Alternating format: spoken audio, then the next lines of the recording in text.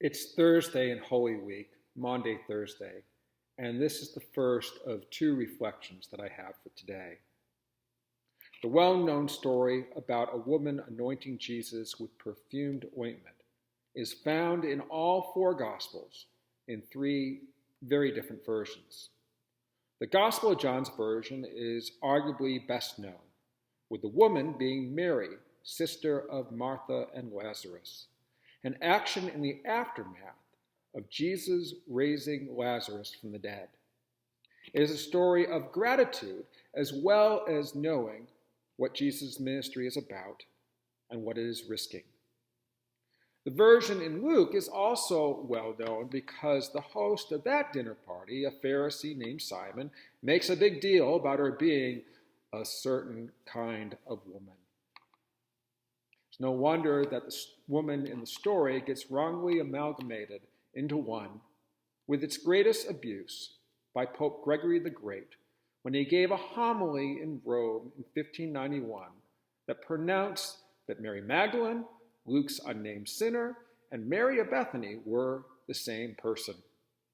This was likely done to disparage the popularity of Mary Magdalene and to put down popular ideas that she was one of the first true apostles, not to mention her ministry supports women clergy.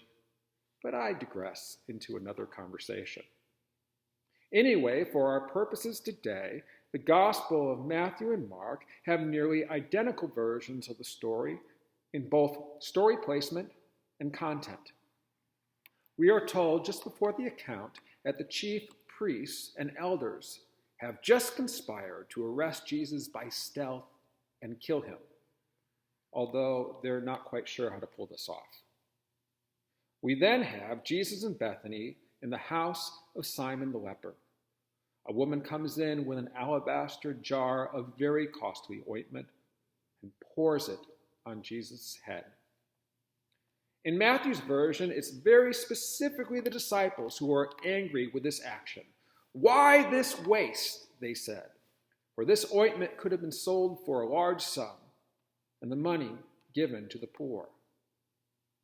But Jesus, aware of this, said to them, why do you trouble this woman? She has performed a good service for me. For you always have the poor with you, but you will not always have me.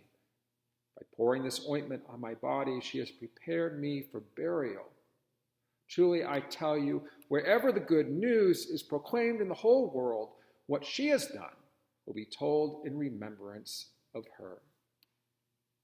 Note not only the rebuke of the disciples in accusing this woman of wasteful action, but Jesus' understanding that the action is preparing me for burial.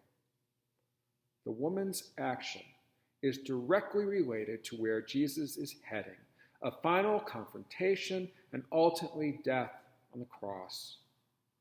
It is because Jesus continues to seek justice and transformation even as the stakes grow that the authorities choose to move to silence him. This woman sees the likely results. And her action of anointing him now essentially says, Jesus, I know what you're doing for us. I acknowledge your willingness to risk on our behalf. I am grateful, and I honor you in this action. At least one other in the story that comes to his own conclusion. And one of the 12 was called Judas Iscariot, went to the chief priests and said, what will you give me if I betray him to you? They paid him 30 pieces of silver, and from that moment he began to look for an opportunity to betray him. It's critical to see Judas as a faithful, committed disciple until this point, and ask ourselves, what moved this follower of Jesus to betray him? Was it fear, jealousy, disgust? Was he so offended that Jesus defended this waste instead of focusing on the poor? Perhaps thinking that Jesus' ego had grown too great? In my mind, Judas puts it all together, realizing that Jesus would almost certainly not back down. Now, we don't know if Judas primarily feared for his own life, if he feared about the ramifications for all of Judaism, or perhaps he might have even thought that his actions would ultimately keep Jesus from great harm. We do not know, but we do know that this was his breaking point. This illustrates a great reality of human life. We all potentially have breaking points.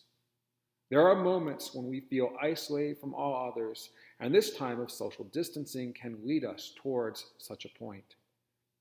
Please do what you can to reach out to one another. Be a strength, even if it's just as a listening ear, and seek out virtual social contact with others to give as well as receive support. Tell others what they mean to you. Such words and actions are never wasteful.